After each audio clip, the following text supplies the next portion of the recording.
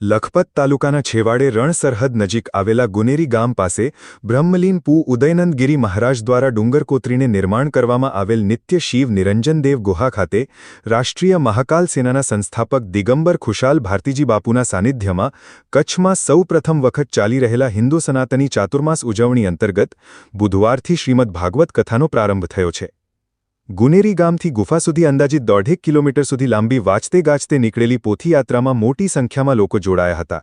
શ્રીમદ ભાગવત કથાના પ્રારંભે સરળ સંગીતમય શૈલીમાં મંગલાચરણ સાથે પૂજ્ય ભાઈ શ્રી રમેશભાઈ ઓજાના શિષ્ય હાર્દિકભાઈ જોશી પોરબંદરવાળા કથાનું રસપાન કરાવી રહ્યા છે।